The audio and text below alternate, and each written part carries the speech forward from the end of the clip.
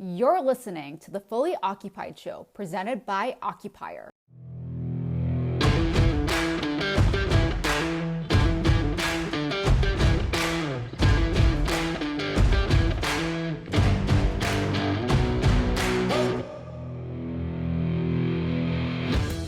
Hey, what's up, everybody? We have an awesome episode for you here today.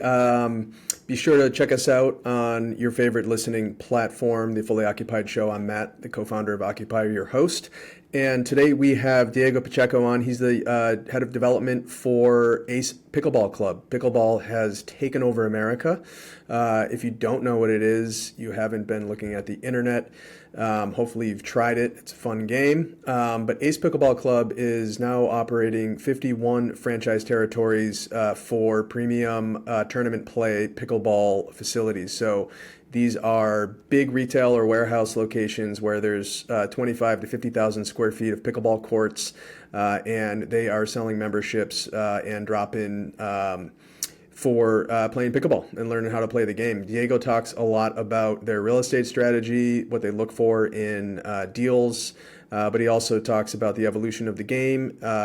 Fun fact, it's actually been around since the 60s, which shocked me. Anyways, tune in, and we hope you enjoy the show. Thanks.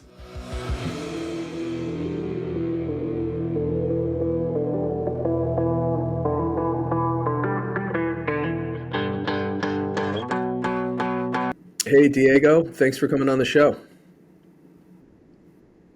Yeah, it's great to meet you, man, and I'm really excited to dive into Ace Pickleball Club with you and talk all about your business. But why don't you give a little bit of an intro of yourself for the audience? Yeah, I'm Diego Pacheco, the Chief Growth Officer over here at Ace Pickleball Club. Ace Pickleball Club is the first franchise model indoor pickleball club. Since opening up our franchise agreement in February of 2023, we have sold 51 franchise units across the country and are active in the majority of primary and secondary markets in the US. So it's really exciting. Our team, we've all worked together for the last 15 years in some capacity at different places. So, bring a lot of franchising expertise. Myself as Chief Growth Officer, specifically focused on everything growth from investor relations. But, right now that really looks like real estate because that's where we're needing to scale up right now. So, working with all the landlords for retail, flex to office and finding the right deals to make us successful in the long term. Awesome. And you have somewhat of a real estate background yourself? Correct. I started my career at CBRE and actually didn't want to do commercial real estate at all. But I ended up deciding that if I was going to do commercial real estate, I wanted to do retail because I liked shopping and it was more of an art and a science. So I dove into that and actually spent, about 5 years working on Kroger, Rite Aid, Sky Zone trampoline parks, and Banco Popular accounts doing big box acquisition and disposition work. Fell in love with it. And then went over to the private equity side with Hines and Prudential. And then, most recently took that back to being the head of real estate for a very fast growing retailer over here at Ace. Awesome. Yeah, sounds like you got like the spot on background for scaling a footprint of retail locations. Let's talk a little bit about pickleball. I'm sure most of America is aware of it, at least to some degree right now. I've played it. I can't say that I really understand all the rules just yet, but tell us how this became such the craze that it is, and talk a little bit about the game itself. Yeah. Well, first of all, the rules are extremely confusing. I work in this industry and I still don't understand it. I don't know what side of the court I'm supposed to be on when I go up and backwards. So YouTube videos are great for that. As far as the sport, a lot of people feel like it just emerged overnight and they're saying, what is pickleball? Where did it come from? The sport's actually been around since the 1960s and was born in Bainbridge Island, Washington. And it didn't really pick up popularity until the middle of COVID. And, there are a lot of theories on why pickleball, why now. But, the way I look at it is that people, when they play sports, can be intimidated because there's a lot of rules. It takes a certain amount of athletic ability. Certain sports, specifically when you look at paddle sports, they have a high cost of entry. People feel they need to have certain types of apparel, whether that be tennis whites and such. It can be intimidating just to even get on the court before you even pick up the racket. Pickleball is different because, the court is a fraction of the size of the tennis court. People can put on whatever they want to wear to get on the court. There's no cachet or really elitism associated with pickleball. You can buy paddles anywhere from $10 all the way up to $300. It's pretty low risk sport, and you volley the ball back and forth pretty easily. And what that allows with the smaller court size is a social component. So people love to go out there, play, keep the ball going back and forth, but also talk in between serving the ball. And what's created here is what I call a larger pie demographic sport, because you can get more people playing it. People aren't as intimidated. The cost of entry is really affordable. It's just right now at a point where are there access to courts for people to keep playing? So I think the sport will continue to have this unparalleled growth as we go into, the next 5 to 10 years. Yeah, why do you think COVID was kind of the catalyst for its kind of explosion in popularity? People were locked down across the country and they didn't have really anything to do. And people started picking up hobbies that they never thought. And when COVID started to lift, people wanted to socialize again. And they didn't just want to go into a bar and have food and drinks and talk to people. They wanted to keep their body active because they had been stagnant, not going to work, having their commute. And the ability to get on the court with a low risk sport that didn't have that intimidation factor was new. And then, honestly, it's a really fun game. I've played tennis my whole life and I love tennis, but it's much more fun to play pickleball because you keep that ball going back and forth. You can have somebody who's brand new to the game that can pick it up in 5 minutes and keep up with you. It's not like tennis where if you're with a newbie, you're kind of like being nice and saying, hey, yeah, let's keep the ball going back and forth. And you're just every other ball they're missing. It's very different in that factor.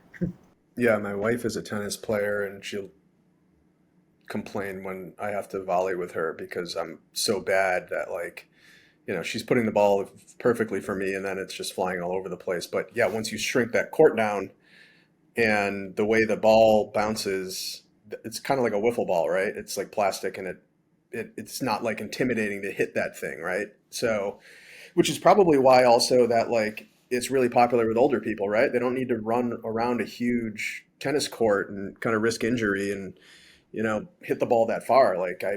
I've been in parks and just walked by and it looks like there's just organized games of retired people playing pickleball. I think that's awesome. Well, it's interesting because it did start with a lot of the older demographic, but the sport's fastest growing demographic is actually between 20 to 29 years old. So, that's exciting because I think, that will be the largest segment of players within the next 5 years. So yes, while it did start with the older demographic, there's a lot of activity happening to get the younger demographic interested. Namely, that the Olympics are considering making it an Olympic sport. You now have professional organization leagues established, the MLP and the PPA and a few other groups that have major league teams. And as those things form, colleges consider making it an actual sponsored sport, which may have scholarship money attached with it. So you see a lot of younger people getting into it because they're saying, this could be my chance to get a college scholarship if I want to do something different that's not just tennis, football, baseball, pickleball. The sky's really the limit with this in the early days. So I think we'll see the demographic sharply change in the next decade. Yeah, it seems like it already is, to your point. Cool. Well, let's talk about the concept. What is Ace Pickleball's kind of main concept and how does it differentiate that from, other operators that might be, trying to get into the space? Well, Ace Pickleball, our model is 25 to 50,000 square feet for indoor recreational and tournament play pickleball. When I say indoor recreational and tournament play pickleball, that's the most important adjectives I'll use. Because in pickleball space right now, you see a lot of noise. You see everybody opening up some kind of pickleball concept, but what does that mean? The way our team views the narrative is you have entertainment and then indoor recreational and tournament play, which is where we sit. Entertainment is very different in that, the real estate perspective, the build out costs are anywhere from 5 million to 25 million, depending if you're retrofitting or doing a new ground up. That's namely because you have the kitchen components and the black iron and all the infrastructure that goes with that.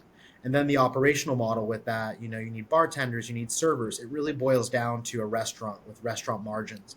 And the consumers that are going there, if you're playing pickleball a few times a week, which is our target consumer, you're not going to go play at a restaurant and bar. So, we actually really like entertainment because they get people introduced to the sport. And when they're ready to come play multiple times a week, they move to a facility that is focused on indoor recreational and tournament play, which is Ace. So the idea at Ace was that This sport was growing in such popularity. The whole Ace team loves pickleball.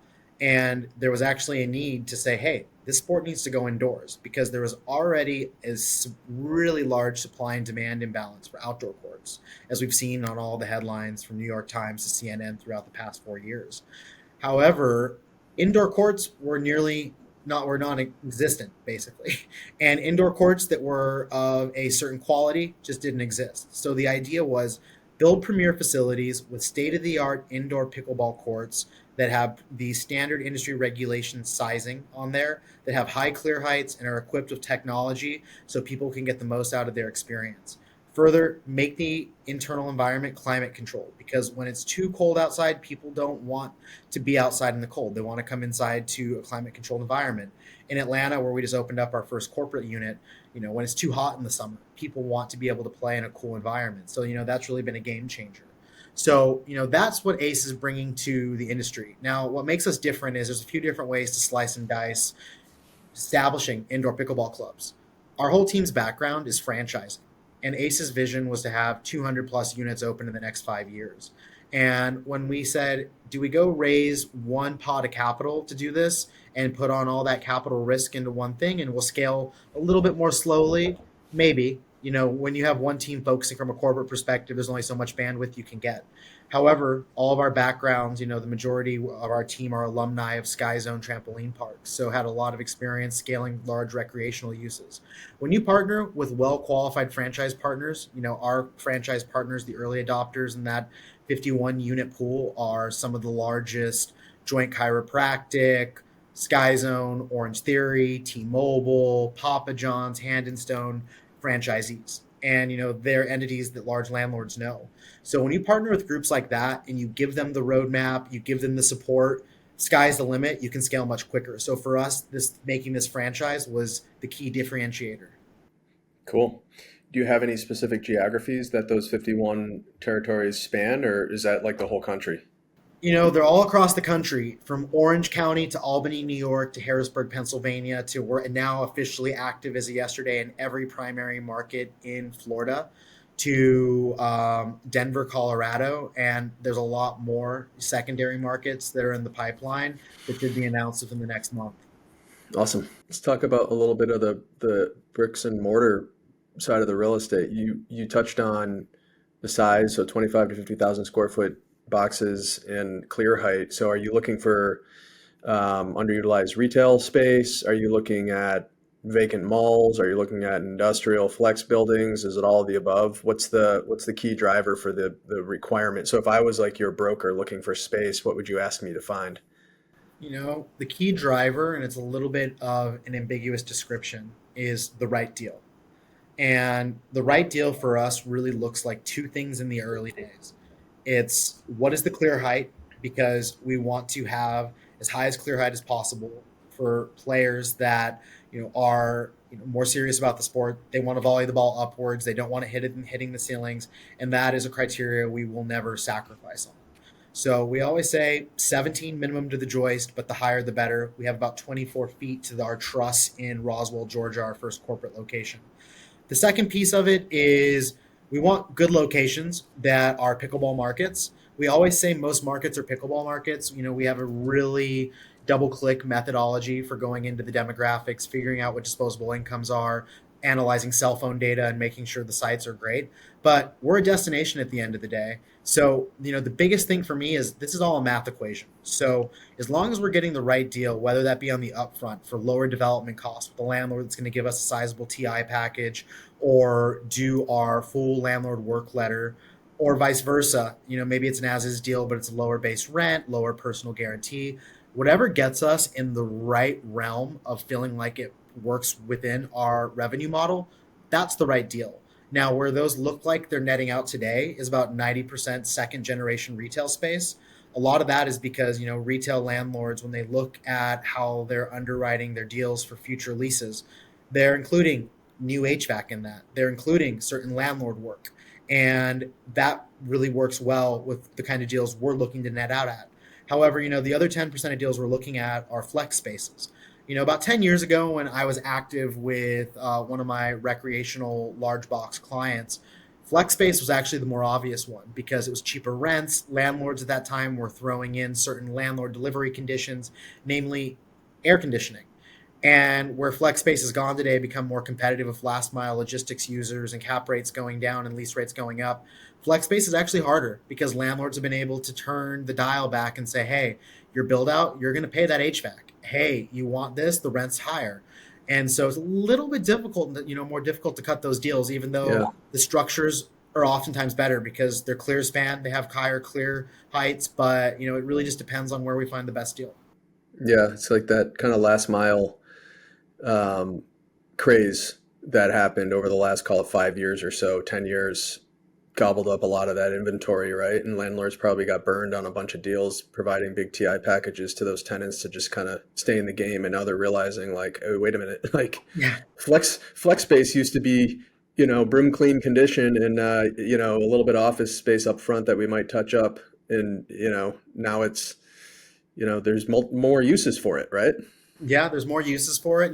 Actually, I've seen when I was on the investment side, landlords were able to get away with telling some of the bigger credit tenants out there in that space, well, too bad. Here's your low TI package, no rental abatement. Just take it because I can get another A plus credit tenant. There's three more behind you in line. So, when you get us in there as a franchising entity, would you rather have us or would you rather have that A plus last mile distribution credit tenant, which I think we all know who that is.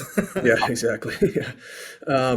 So when you get into one of these boxes, what does the build out process look like? It sounds to me like it's pretty minimal. Now, I don't know anything about how a regular regulation pickleball court is built. But when I went on your website and I looked at it, it looked like an open warehouse floor plan with maybe a little cafe where you could grab and go some food and basically just like an ocean of courts with nets.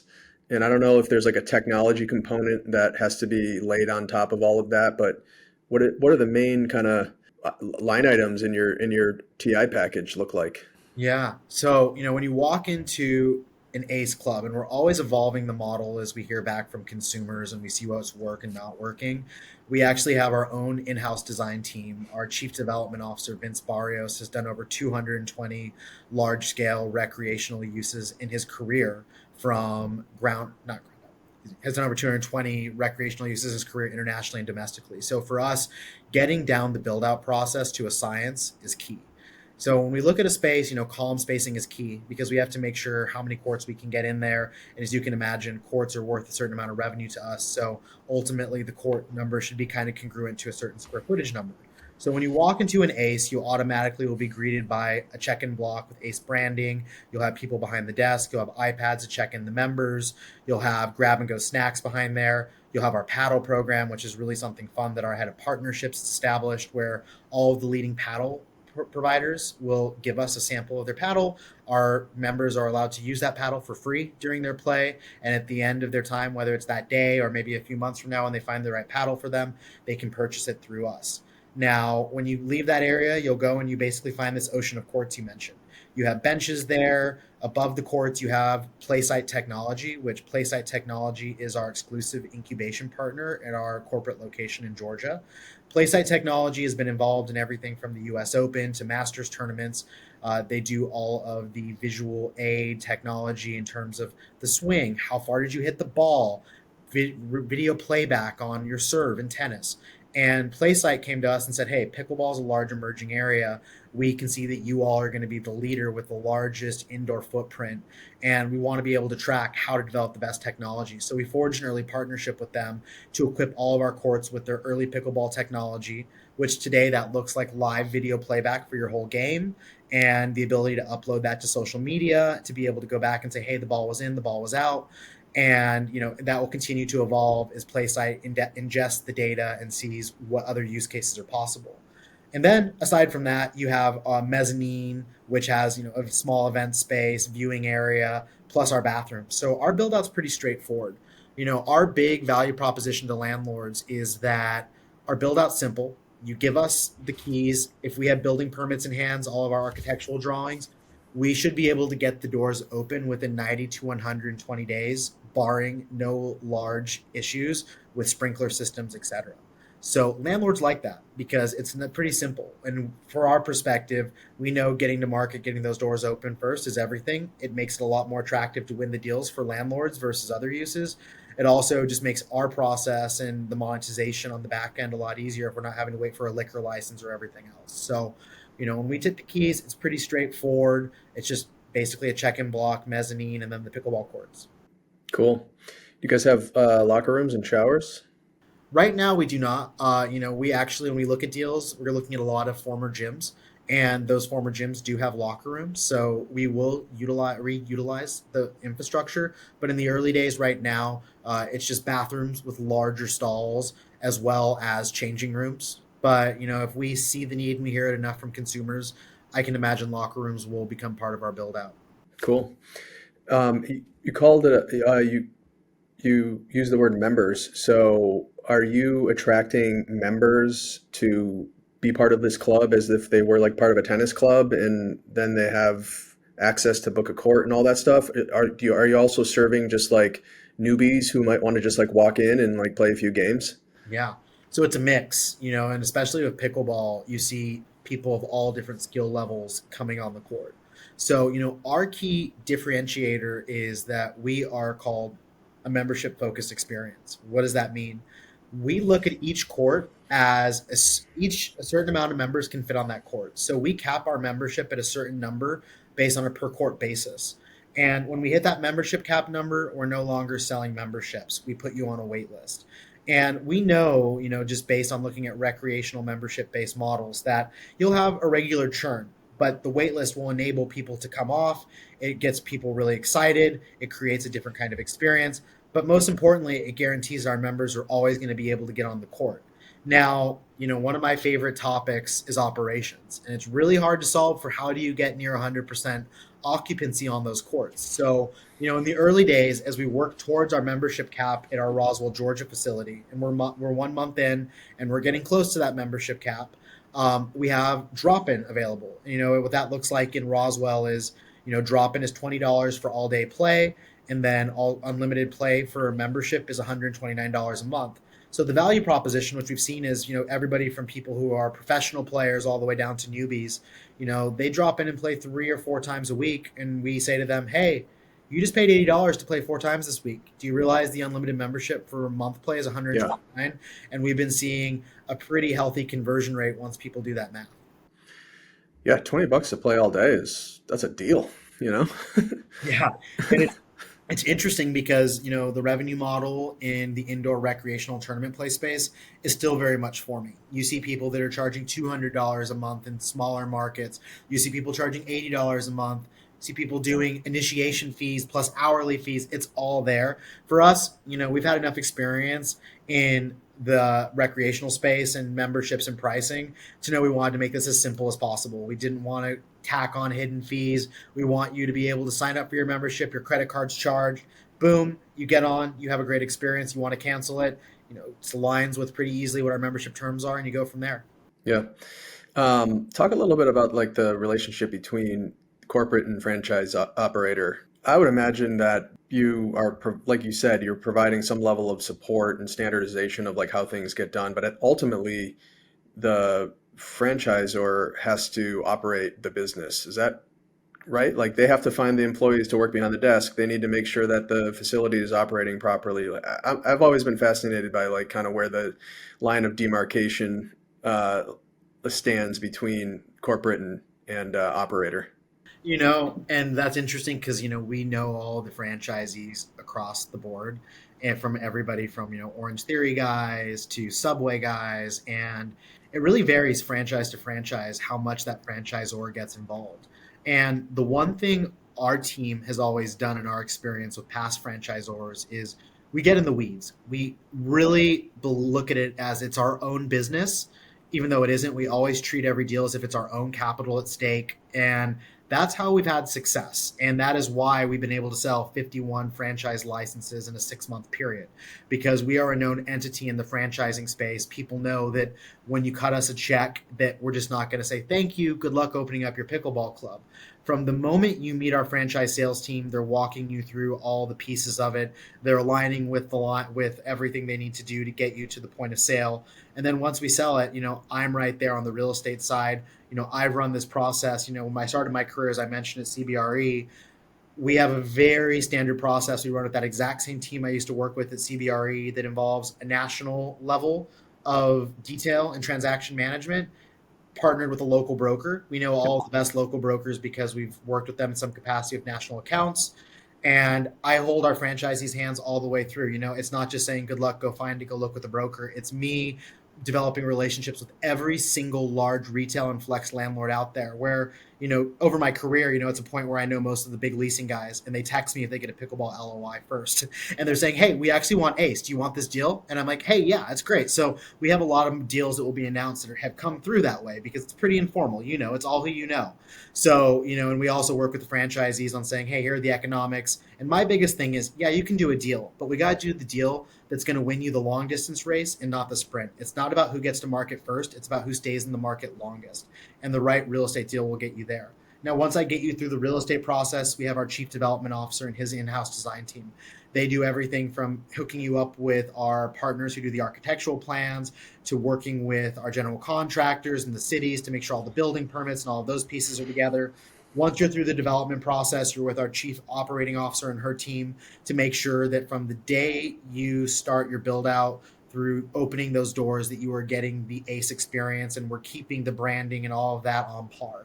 So we are really the team that I would say we're almost like helicopter parents, but in a way where we partner with our franchise partners and they really appreciate it because, some of our early franchise partners are best in quality, well-known entities in the franchising space. And you just don't land deals with these guys by opening up a pickleball concept. They have to know who you are. They have to see that you have that level of support. And, further, I mentioned our team's been working together for 15 years. So from day one, when it came together, it wasn't a, hey, who are you? Let's figure out your working style. It was, hey, we know what we're doing. Let's get to work. And that's really enabled us to get to the point of where we're at today. When are you coming to Boston? Hopefully very soon. Awesome. I'll have to drop in and maybe become a member. Absolutely. Diego, this has been awesome. I am fascinated by this space and it sounds like you guys are shot out of a cannon here and wishing you success. How about we do some rapid fire questions? Let's do it. Okay. Question number one. Some of these are wacky. Some of them are kind of standard, but question number one is if you were to name a sandwich after yourself, what ingredients would be in it? Well, it'd probably be roast beef, cheddar cheese, some kind of hot pepper, and mayo. Pretty simple. Yeah, like right down the middle. That's a solid sandwich. It's making me pretty hungry, actually. Okay, if you were to play in the Olympics in any sport, which one would it be besides pickleball? Swimming. I am nowhere near Olympic quality, but I was a competitive swimmer in high school on the state championship team all throughout my 4 years of high school. So long distance, 500,000 miler. Wow, that's a lot of swimming. What high school? St. Xavier High School in Louisville, Kentucky. Nice. All right, question number three. If you had if someone came up to you and said, okay, pack your bags, here's a ticket to anywhere in the world for a vacation, where would you go? You have to go like right now. Yeah. At this point in time, it would be the Seychelles over in Africa. I love beaches. I've always wanted to go check out the African islands, and that looks amazing. Yeah, I would love to go there too someday. It's on the bucket list. Question four. If you could have any superpower, which one would you choose? Mind reading. Yeah, that's sneaky. It would make my life a lot easier negotiating these tough deals with the landlords. Yeah, it certainly would. I know what you're going to say next. Cool. Well, Diego, it's been awesome having you on the show. Our final question is our standard question that we ask of all our guests. If you could recommend like one or two people to join us on this show, like who would you recommend? That's a good question. I'm going to need to pause here for a second to think. Well, okay. I would say, I have some good friends over at Jersey Mike's. It's really fun what they're doing in the real estate space, and also, ICSC convention. They have the best booth over there. Oh, I get was the sandwiches. I know, and I was chatting with one of their heads of Northeast real estate over at the show. She's fantastic, and she was telling me they do over 20,000 subs a day when they're at the ICSC convention. So, I would say chat with them because good sandwiches and very active in the real estate market. Secondly, I would say in terms of landlord space, very different, but our favorite partners over at Brixmore Property Group. They're very out of the box, early adopters into the pickleball concept. They see things differently. They're not just your typical landlords that's saying, okay, IRR, investment committee. They're thinking about what's driving traffic to their centers and what's going to position them for the long-term game. And you don't see many landlords thinking like that. So, that's pretty inspirational. Yeah, you got to be thinking like that in today's market for sure. Diego, thanks for coming on. If anybody wanted to find you or Ace Pickleball Club, how would they do that? Yeah, you can find me on LinkedIn, Diego Pacheco, or you can email me at diego@acepickleballclub.com. All right, Diego. Thanks for your time.